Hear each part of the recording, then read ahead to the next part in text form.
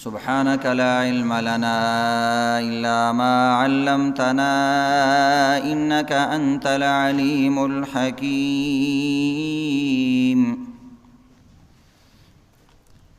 أعوذ بالله من الشيطان الرجيم. بسم الله الرحمن الرحيم.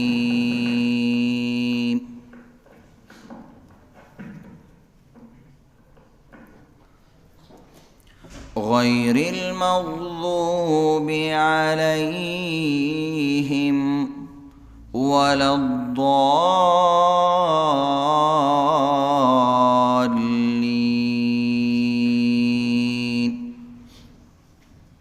سورہ فاتحہ 7 نمبر آیات، پہلا سپارہ اور پہلا سورت. د سورہ فاتحی د تفصیل سره تاسو ته بیان شو. په دې غرض باندې کې انسان صرف د سورۃ فاتحی تفسیر تکینی نو هم د ته هدایت ملاوي دی شي او د پوره دین سمجھ د تراتلی شي. او دویمه د دې وجې نه تفصیل سره تاسو ته بیانېږي چې په دې کې عظیم الشان دعا ذکر شوی دا او د هر انسان د زړه آواز ذکر شوی دی چې زه په صراط مستقیم باندې شم.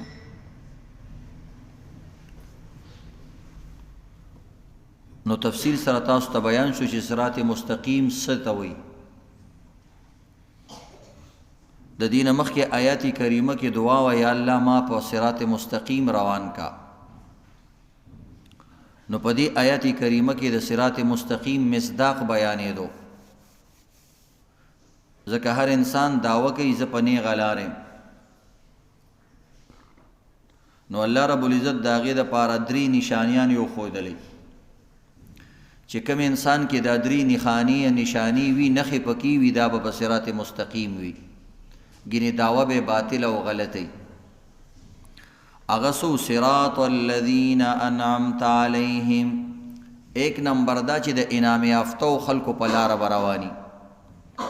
او د انعام یافتو بیان سورہ نساء کې شوی، الانبیاء، صدیقین، شهدا او صالحین. یو سړی د نیکانو په لاره نه دی روان، د سور صورت سیرت خبرې اترې د نیکانو په لاره نه دي، وایي زه په سمه لار یم. نو دا به په سمه لار نه وي، د پیغمبرانو په لار نه دی، پیغمبرانو باندې اعتراضات کوي او شهداو ته چې کوم دی غلط نسبت کوي، او یا شهادت او جهاد ته ظلم وي. نو ته څنګه په سمه لار یې؟ قرآن کې د دې بیان شوی چې د سمې لار والا خلک هغه دي چې د انبیاو او شهداو لار باندې صدیقین، رښتیني خلک دي، دروغجن سړی دی او یا قرآن او حدیث یا دین ته د دروغو نسبت کوي. نو دا څنګه په سمه لار شو؟ زمونږ بعض خلک وایي ټوله دنیا وایي سمه ده، بس مړه بل سره کار مه لره. دا خو الله رب العزت دا دنیا جوړه کړې ده د یو محنت دپاره، د خپل عبادت دپاره، د حق او د باطل د فرق دپاره. دا دومره خرچې وکړلې او دا دومره کارونه وکړه او ته په دې دنیا کې د هغه الله دپاره آواز نشي اوچتولی، نو په تا خو لعنت دی. د یو زوی په مخ کې یو پلار بې عزته شي، هغه پلار خپل زوی ته څومره بې عزتي ورکوي په کور کې، په تا د لعنتي چې ستا غوندې بچی ما راوړو، ستا مخامخ ما ته داسې خبرې وشوې. نو رب کائنات په خپله باندې د قومونو نه بدلي اغستې شي. او الله رب العزت د دې دپاره قرآن کې د قوم عاد او د قوم ثمود او د قوم سبا لوی لوی قصې بیان کړي چې ما خلک گیر کړي داسې ګیروم. خو عزتمندو به حیثیت مسلمان ته به خپله عقیده بیانې، خپل عقیدې ته به درسته وې او د خپل عقیدې به دلایل بیانې، او چې کومې غلطي عقیدې دي د هغې به رد کې د خپل وس مطابق. حکمران به د خپل وس مطابق کوي، رعایا به د خپل وس مطابق کوي. نو د دې دپاره به ته آواز کې. نو یو به د نیکانو خلکو په لاره باندې ځي. 2 نمبر سو غیر المغضوب علیهم، د مغضوب علیهم کسانو په لاره به نه ځي چې کم باندې د الله غضب ارتاو شوی دی، راغلی دی، نازل شوی دی. هغه مختلف قومونه دي الله قرآن کې بیان کړي دي لکه یهود او نصارا. الله دې باندې زما غضب راغلی. نو کته د یهودو په لار رواني د نصاراو په لار رواني یا هر هغه انسان چې هغه مغضوب علیهم دی د دې تفسیر ورته وروسته بیانېږي د دې نه څه مراد دي. نو ته به په راه حق باندې نه ته په راه باطل باندې. او دریم شرط دا شو ولضالین نه په لاره د ګمراهانو په لاره باندې روانې او زه په سمه لار باندې. نو په خوله باندې که ته 1000 دعوې مو کې چې زه سم یم او عمل دې د سمو نه وي نو څنګه سمې؟ سم به هلی چې د سمو په لار سمې او چې نه داسې نه وي نو بیا خو سم نه. نو د مغضوب علیهم درته پرون یو درس بیان شوی او نن د دې دویم درس دی. د الله رب العزت د غضب والا اعمال کم دي چې الله رب العزت په غضب کې راځي. ټول بد عملونه بد دي او د الله غضب لره راښکون کې دي او راتلون کې دي. خو عزتمندو بعض ګناهونه داسې دي چې د هغې باندې د الله غضب شدید راځي. نو دې وجې نه استغفار هم کول پکار دي او د دغه عملونو نه ځانم ساتل پکار دي. په دې کې یو سود دی. سود د دې به خپل ځکه خپلو آیاتونو کې تفصیل سره بیان راځي. سود څه ته وایي، د سود څه قسمونه دي. خو دلته مختصر خبره صرف دا چې موږ مغضوب علیهم نه بچ شو او په سیده لار شو. نو کم قوم، کم سټیټ، کم کس، کم اداره، کم کمپنی، کم فرد، کم انسان سود کوي نو دا مغضوب علیهم دی. او سوچو کې عزتمندو زمونږ ملک په سود باندې روان دی که نه. نو موږ به د الله د غضب نه څنګه او موږ دعا الله ته کوو یا الله ته مې د غضب نه وساتي. نو الله وایي د غضب دپاره خو ما کارونه رالیږلي دي چې دا کارونه به نه کوې. نو بس الله د حفاظت کې څو پورې چې سودي بینکونه نه ختم شوي او سودي کاروبارونه نه ختم شوي موږ به د الله غضب سره مخامخ یو. دا خو سم الله ډېره ګزاره کوي. ځکه د سود باره کې الله وایي فإن لم تفعلوا فأذنوا بحرب من الله ورسوله. چې د سود نه منې کوي نو الله د سره وایي اعلان جنگ کوي. نو چې کم انسان یا کم ملک او کم سټیټ الله سره په جنگ باندې نو هغه چېرته کامیابي دی شي. ان القوة لله جميعا. الله سره خو ټول قوتونه دي.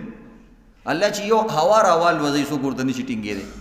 ځمکې له چې لږه جھټکه ورکړي چاپلار ورته نشي ټینګېدی. نو هغه الله سره ته څنګه مقابله کوي؟ نو یو سود د الله غضب ته آواز دی. نو د دې دپاره عزتمندو بنده آواز وکړي یا غیر سودي بینکونو چې کومه خواري شروع کړې ده د هغې حوصله افزایي وکړي. او دویم نمبر په ګناهونو کې زنا او فحاشي. دا چې کله عام شي نو بس د الله غضب بیا ډېر راځي او د الله لعنت ډېر راځي. او یو حدیث کې راځي الله رب العزت وایي اذا عصیت غضبت و اذا غضبت لعنت. وایي چې کله زما نافرماني کېږي زه غوسه کې راځم او زما د غوسې نښه څه ده؟ لعنت. زما لعنتونه راورېږي. وان لعنتي تبلغ السابع من الولد. او زما لعنت بې داسې دی چې د انسان 7 پشتو پورې به رسي. د هغې اثرات د انسان 7 نسلونو پورې به رواني. زما خلک بعضې کوي دا بعضې وایي پخواني ازاري خلک دي. نو دا دی حدیث کې راځي خو هغه نافرمانۍ سره تعلق لري. نو بهرحال عزتمند عبدالله ابن مسعود رضی الله تعالی عنه فرمایي چې کله په کومه بستۍ کې او په کوم ښار کې زنا او سود عام شي نو یا الله تعالی د هغه قوم او د بستۍ د هلاکولو اجازت ورکړي او بیا د الله د هلاکت نه هغه څوک نشي منې کولی. دا شان یو حدیث کې راځي ابو داود شریف حدیث دی چې په کوم قوم کې اعلانیه فحاشي شروع شي نو په هغه قوم کې طاعون او داسې بیماریانې خورېږي چې حدیث کې راځي چې ستاسو آبا او اجداد به د هغې نومونه هم نه یې اورېدلي. مطلب دا دی عجیبه عجیبه بیماریان راځي. دا کرونا وایرس او دا عجیبه عجیبه بیماریانې چې راځي دا ټول قومونو کې عجیب نوي ګناهونه شروع شي یا فحاشي عام شي. ګناه چې پټه وي عزتمندو د هغې درجه کمی. ځکه یو حدیث کې راځي نبی علیه الصلاۃ والسلام فرمایي زما ټول امتیان به الله بخي، خو چې کوم په جهر ګناهونه کوي د خلکو د ښودنو دپاره او فخریت ورسره او کل عام او بر سر بازار او تکبر سره وایي دا نه بخي. کل امتی معاف الا المجاهرون، ټول امتیان به الله زما وبخي د رحم و کرم معامله به ورسره وکړي. بخنه د هغه چا کېږي چې ګناهګار یې، دوی به هم ګناهونه کړي خو دوی به د الله نه سترګې شرمېږي، د خپل مور او پلار نه خپلو خپلوانو نه به سترګې شرمېږي، دوی به ګناهونه داسې نه کړي. الا المجاهرون، خو کوم سړی وایي زه د چا پروا نه کومه، بعضې پکې دا وایي هلکه ګوره ګزاره وکړه زه د پلار نه نه یېرېږم نو ته پکې کوم پلار رالی. دا خبرې دا د الله ډېر نه خوښ. غلط کار دی وکړو بس سترګې ټیټې کوو سیټ ته شه، پتلی گلی سے نکل جا، داسې کار وکړه. اوس ته برف سره بازار وایي ما ته څوک څه ویلی شي، که چا کې زوري را میدان ته شي. دا خبرې د الله ډېر متکبرین بے په ګناه کې تکبر کې کار هم دې غلط کړی دی، چوری اور سینہ زوری، غلام دې کړی دی او بیا سینم ټپې نه. نو چې کله قوم کې داسې راشي نو بیا وایي داسې بیماري طاعون ویل کېږي وبایي امراض او داسې بیماریانې به راځي وایي ستاسو نیکانو به هم د هغې نومونه نه اورېدلي. کرونا چا پېژانده؟ نو چې کله ټول نیکان شو او ټول له ارمان ورغلی یار جومات بند شو خدای دې خیر وکړي او مونځونه بند شو او د جمعې مونځ سره به څه وکړو، بس بیماري واپس ختمه شو. صرف غم خلکو کې را پیدا شو. بهر ملکونو ته به مونږ ته هلکانو ټلیفون نه کول دعا وکړئ، تاسو خوش نصیب وي په جوماتونو کې مونځونه کول، چا 6 فوټه کې او چا 3 فوټه کې، الحمدلله مونږ پکې 1 فوټه هم نه وی پرېښي. او عزتمندو بهر ملکونو والا 2 میاشتې او 3 میاشتې جومات په سترګو نه ولیدلې. او دې کې ساده مسلمانانو جوماتونو سره بیا ډېرې مینې وي، جومات دروازې هم نه وي لیدلې، د کمرو نه بار نه پرېغوسته. نو چې هغوی توبې وکړلې او موږ توبې وکړلې، مونځونه په جوماتونو کې نه الله به معاف کړه. سوچ کوئ جوماتونو ته خلک نه راتله خو حقیقت کې خلک ویرېدل، وایي زما هغه ګناه فلانې یا الله راته معاف کړي، بس الله واپس کړي سهار. دریم نمبر ناپ تول کی کمی، او دې ته ویل کېږي د چا په حق کې کمی هم دې کې شامله ده. پتا باندې چې د چا څومره حق دی په هغې کې کمی راولي دا هم په ناپ تول کمی کې راځي. لکه یو انسان دی سرکاري ملازم دی یا پرایویټ ملازم دی او پوره ډیوټي نه ورکوي، نو دا په ناپ تول کې کمی کې راځي. یو ښځه د خپل خاوند پوره حق نه ادا کوي، نو د دې لپاره شریعت یو ناپ جوړ کړی، یو بیلنس یې ساتلی چې دا د هغې خیال نه ساتي، دا هم ناپ تول کې کمی دی. دغه رنګې امام دی د مقتدیانو پوره خیال نه ساتي، مقتدیان دي د امام، دا ټول څه پکې راځي. نو بهرحال عزتمنو ناپ تول کې چې کومه کمی راځي، الله رب العزت د شعیب علیه السلام قوم د دې وجې نه هلاک کو چې ناپ تول کې به کمی کو. د نبي علیه السلام امت سره خو الله ډېره ښېګړه کړې ده، چورلټ او په چټل او اجتماعي طور سره نه ختمي. پیغمبر ډېرې دعاګانې کړي یا الله زما امت چاته مه شرموه، ځکه د مخکیني قومونو واقعات به الله قرآن کې بیانول، نو نبی علیه السلام ویل زما قوم چاته ونه شرمېږي. نو دا خو د سردار دو جهان هغه دعاګانې دي. نبی علیه السلام وایي الله راته عرفات کې یو ځل ډېر خوشحاله ویل. ولې خوشحاله و؟ یو دعا مې الله نه قبلوله چې د کبیره ګناهونو والا باره کې غټ ګناهونه چې کړي، وایي د عرفات په میدان باندې الله راته وویلې وغفر لامتی المقحمات، زه که ستا د ګناهګارانو امتیانو باره کې چا غټ سړي سپارش وکړو او چا یې وکړو هغه به مبخم. وایي الله اختلافات ختم کوي، اختلافات به نه ختمېږي. په دې خو زه حق او باطل معلومو، ظالم او مظلوم معلومو، او دا جنت او دوزخ جوړ شوی څه دپاره دی. ګینې الله داسې هم کولی شي د ټولو زړونه به نرم وي، خو بیا جنت دله ولې درکوي؟ ته چې ځان باندې خواري وکړې، کوشش وکړې، ځان نه کینه وباسې، بغض وباسې، ځان باندې سخته تېره کړې، نو دې د وجې نه تعالی الله جنت درکوي. چې ستا په زړه کې ډایرکټ دا پیدا کړی وي بیا جنت د څه شو؟ او دوزخ هم د دې وجې نه درکوي چې ته ښه د دې کار نه منې کېدی شي، ستا په وس کې دی، ستا په اختیار کې دی، ته بیا هم کې، نو بس دوزخ دی. نو دغه حدیث کې راځي چې کله کوم قوم ناپ تول کې کمی کوي وی الله رب العزت هغه قوم په قحط سالی کې مبتلا کوي او دغه رنګې په بیروزګارۍ کې د روزګار په تنګۍ کې مبتلا کوي او ظالمان بادشاهان په دې باندې مقرروي ناپ تول کوي سره مونږ ټول وایو بادشاه داسې لاندې ځان څوک هم نه ګوري چې موږ څنګه دا د پیغمبر خبرې دي او دا به کي څلورم نمبر ګناه د زکات نه ادا کول دې سره د الله غضب ډیر راځي وی چې کم قوم حدیث کې راځي ابن ماجه حدیث دی چې کم قوم زکات نه ادا کوي وی الله د دې قوم نه بارانونه واپس کوي او زبر باران را لې واپس لاړي راشي د الله رحم بازي کسانو باندې راشي خو چې داسې کسان را مخامخ شي چې خلکو په پندونو روپۍ جمع کړي دي بینکونه ته ډک جبونه ته ډک لوریانو سره سونا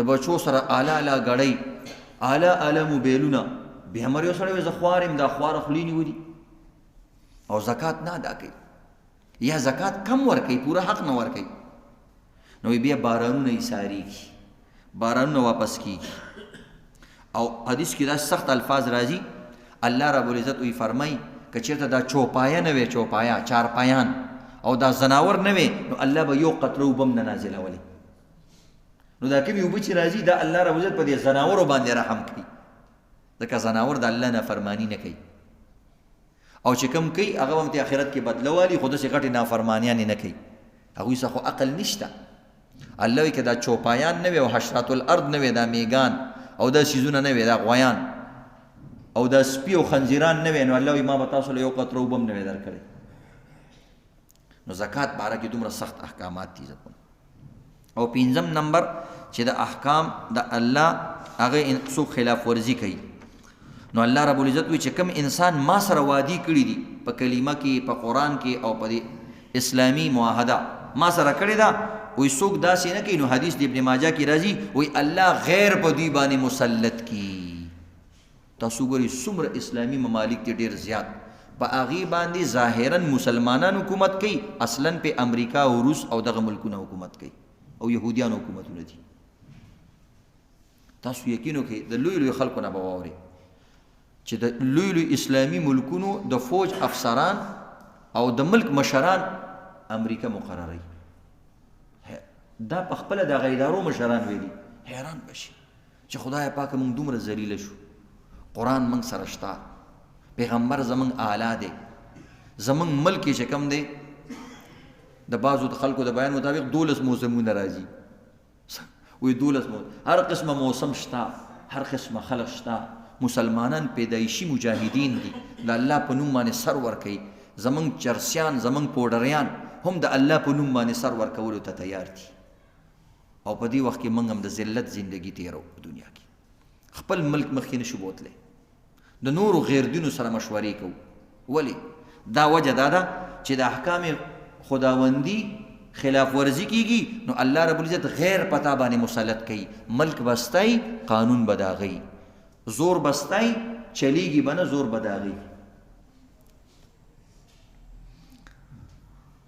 او هغه قومونه بس کوي جو ان سے عداوت کریږي اور مال چھینේږي وی هغه خلک به تاسو سره دشمنی کوي او تاسو نه مالونه اخلي زمونږ د ملک عزتمند ټول چې کومه ګټه وکړو هغه بس بار ملک له سود کې ورکو چې کومه ګټه وشي کنه نو هغه به حساب کتاب هغوی کوي موږ یې نه کوو د ریټونه هم بار ملک والا مقرروي ځکه هغه تعالی قرض درکړي نو چې قرض څوک چاله ورکي نو دا هغه جوبونه به چک کوي کنه چک کوي اکاونټونه چک کوي کنه چک کوي یو سره تا قرضي هغه نه تالاشي منګلو کنه نشتا موږ وخایا بډې وخایا نو دغه رنګ عزتمندو چې کوم ملکونو نه من قرض اغستې دی هغه زمون ټول سيزونه مقرري کته ورته وی چې دا بنه کې نو هغه استاد یې سرته ګوره ته به مال د پیسې د کم ځینه راکې وی له هغه دا مقرر وو د فلاني سیز ریټ داسي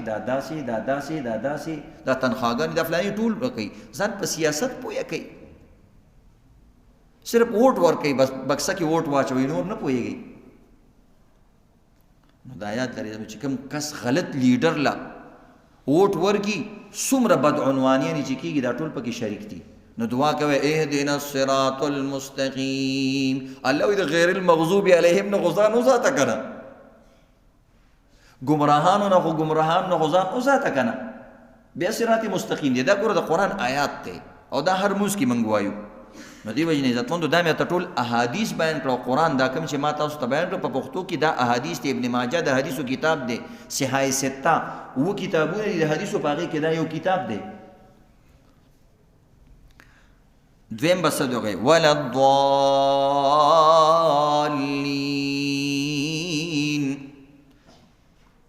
یا الله په سمه لار مې روان که ولا الضالین او نه په لار د ګمراهانو مغضوب علیهم په لار مې روانه وه او ضالین په لاره من وه. ضلالت څه ته وایي او ضالین څه ته وایي؟ دې کې الله رب العزت هغه دویمه او دریمه خبره بیانوي چې صراط مستقیم باندې به علی چې د ضالین د ګمراهانو په لاره باندې نه. د ضلالت دا لفظ او ضلال لفظ قرآن کې تقریبا 90 بار لسکم سل پیری استعمال شوی دی. ضلال ویل کېږي اصل کې لغت کې عام لفظ دی په معنا د ورکېدلو ګم ہونا. لکه عربیانو یې ضل الماء فی اللبن وی اوبه مې په یو کې واچولې غیبې شوې دې ته هغوی ضلالت وایي. غیبېدل یو څیز ورکېدل غیبېدل. او فارسی او پښتو کې ورته ویل کېږي ګمراهي بېلاره کېدل. وی پلانې سړی بېلاره دی نو دې ته عربۍ کې دوال وایي او چې ډېري نو دوالین بېلارې کسان ګمراه کسان. او د شریعت په لاره کې دوال او دوالین هغه انسانانو ته ویل کېږي چې د راه حق نه او د صراط مستقیم نه ډډې ته رواني د دې نه پټ شوي د دې نه ورک شوي. العدول عن الطريق السوي عمدا او خطأ. اوس که قصدن دې ته تاو شوې او که په خطا کې تلې خو چپه شوې بل طرف ته رواني. نو دې وجې نه عزتمندو د ضلالت نه به پناه غواړي. خو ضلالت لفظ د قرآن کې ډېر استعمال شوی دی. قرآن دپاره د استاد بیان او د استاد تفسیر ډېر ضروری دی. ځکه قرآن کې دا ضلالت لفظ ما ورته ویلې لسکم سل پیري استعمال شوی دی او هر ځای کې د ضلالت لفظ یا د یضلو تضلو داسې لفظ راشي د دې خپله معنی هر ځای کې د ګمراهۍ په معنا نه استعمالېږي. ګینې ډېر آیتونه داسې دي چې هلته ته دا د ګمراهۍ معنا وکړې نو ته ګمراه کېږې.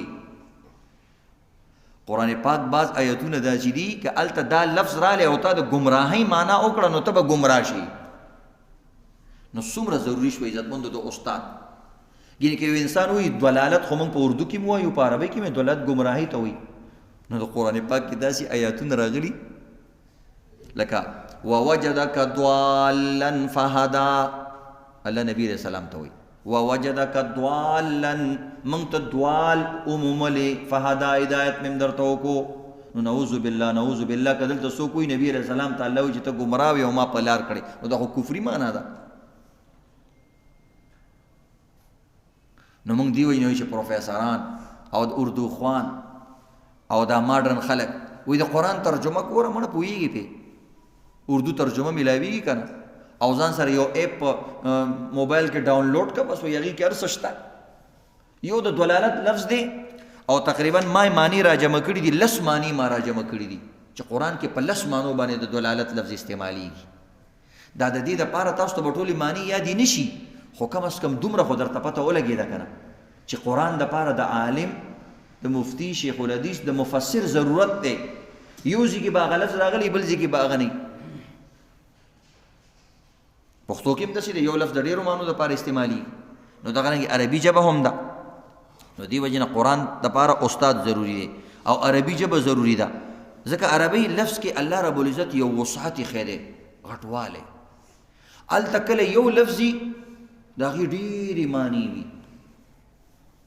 دا وسعت شو که نه. نو دا یو لفظ دی یو ټکی دې زده کړو نو لس ځای کې دا لفظ چلولی شي. او دا شان کله ناکله داسې وي چې د یو څیز دپاره ډېر الفاظ وي نو دا عربۍ کې الله کمال ایښی دی. لکه د شعر دی شعر نو د شعر دپاره 100 یا 200 نومونه دي په عربۍ کې نو بس چې په کم ټکی دې وویلو هغوی زموږ پښتو کې هم دغه وی شعر یا زیات نه زیات لیوه یو 2 ټکي زمرې منظرې بس نور نشته. په عربۍ کې دا یو کمال الله ایښی دی.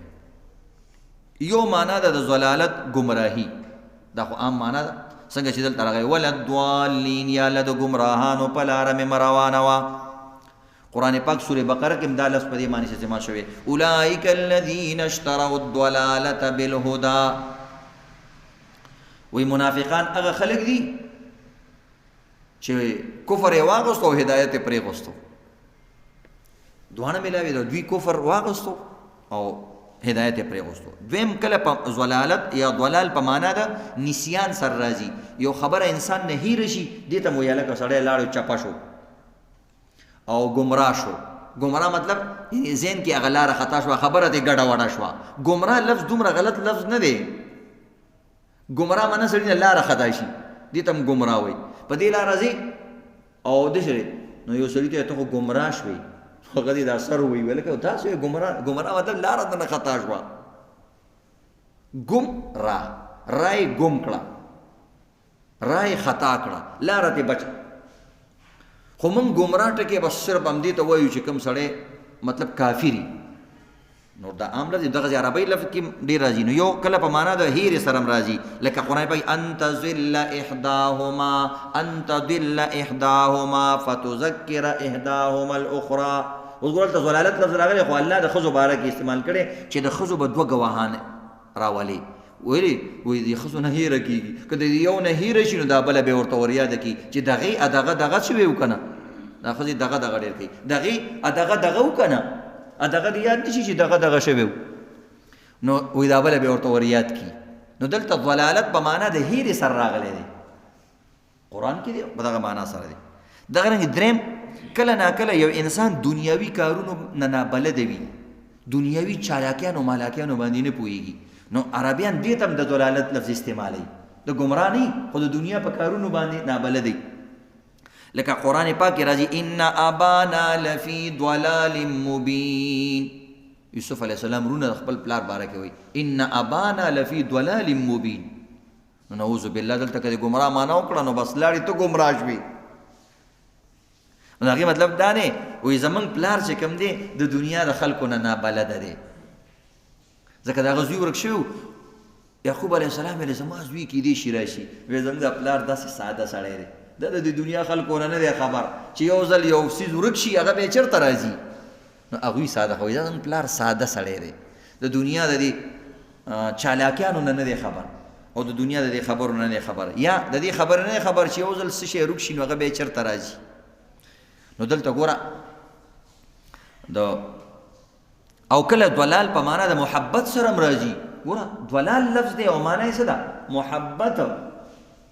لکه همدغه صورت سوره یوسف کې دي انک لفی ضلال مبین. هغه بچی خپل پلار ته وایي ته ضلال مبین کې، نو څه مطلب؟ هغه ته یوسف راځي پلاره ستا اوس هم په هغه زړه مینه کې پروت دی، هغه مینه دې اوسه پورې پرته ده، څو کاله وشو، اخو ماشوم اوس به غټ شوی یو چېرته به یې وي به که به نه وی انک لفی ضلال مبین، یا زموږ پلاره ته اوس هم په هغه زړه مینه کې پروت دی. نو دلته ضلال په معنا د څه سره؟ مینه محبت. دا راته ځکه وایم عزتمندو تاسو به هر سړي سره موبایل دی، وروره چې وګوري یو سکالر پې ناست دي، سکالر مانه سکرو والا، سکرو والا یې تور سکاره خرڅوي، خو تا ته قرآن کې راغلي ضلال، نو ته به وایې چې دومره تا ته فهمي چې موږ اورېدلي د استاد نه چې ضلال لفظ هم په قرآن پاک کې په مختلفو معنو استعمال شوی دی.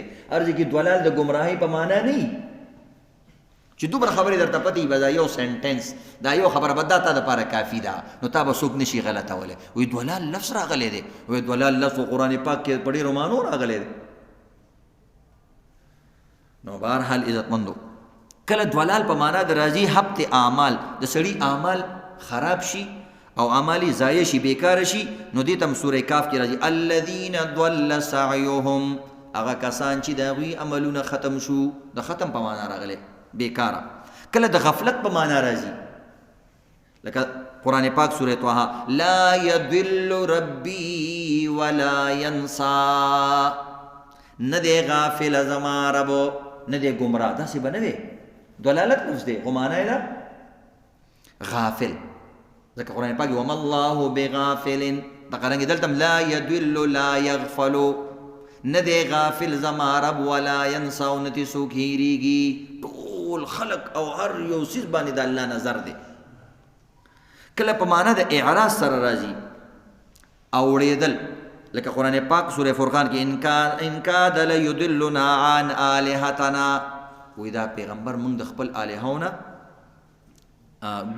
اړې بل طرف ته او کله د نتیجې نه چې انسان بے خبري چې دا کار به څنګه کیږي د دې په معنا راځي عدم العلم بعاقبه الشيء لکه قرآن پاک کې راځي فعلتها اذا وانا من الضالين ورضوالین لس راغلی وانا من الضالين موسی علیہ السلام وی موسی علیہ السلام یو زړی له لاس ورولو بس هغه سره ټک چې په چپه شو لاندې مړ شو موسی علیہ السلام بالکل ماواله د سوک می ورکړی دی خو فعلتها اذا وما انا من الضالين وانا من فعلتها اذا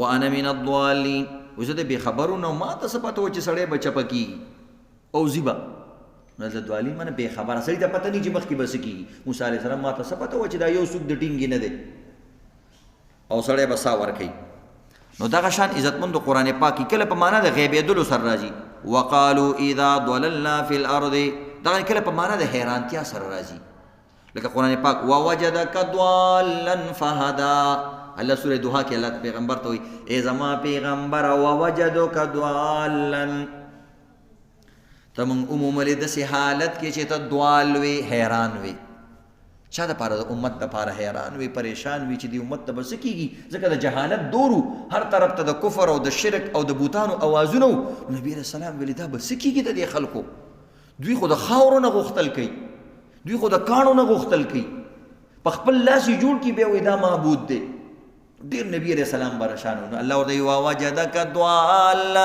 ای زما پیغمبر ته ما د خلکو د پاره ډیر پریشان ولیدلې چې خلک به څنګه راځي فهدا نو ما درته د دې پریشانۍ حل خودلو چې دعوت ورکوا ټیک بشي نو د دې دا معنا ده نو بهرحال عزتمندو نن درته د ضلالت هغه معنی بیان شي مختلف بیانې دې کې صرف چې تاسو ته په نن سبق کې دومره خبره یاد شي بس دا کافي ده دا سبق کرامت شو چې قرآن پاک کې د ضلالت لفظ په مختلفو معنی استعمالیږي هر ځای کې د گمراهۍ په معنا باندې نه استعمالیږي ځکه بل ځای کې چې آیات راشي یا زنیمه یا تاسو آیات ګوري د قرآن پاک لفظي ترجمه ګوري یا قرآن پاک تلاوت کې یو ځای کې به د پیغمبر سره صحابي سره د عام کس سره به دلالت لفظ راغلی پریشان بشي چې دا قرآن کې څنګه ده نو چې دا خبره درته یادی چې قرآن کله د محبت په معنا هم راځي کله یو سړی د خبرې نه خبر نه په دې معنا هم راځي کله د پریشانۍ او د فکر په معنا باندې هم راځي هر ځای کې د ګمراهۍ په معنا باندې نه راځي دې پورې کافي دی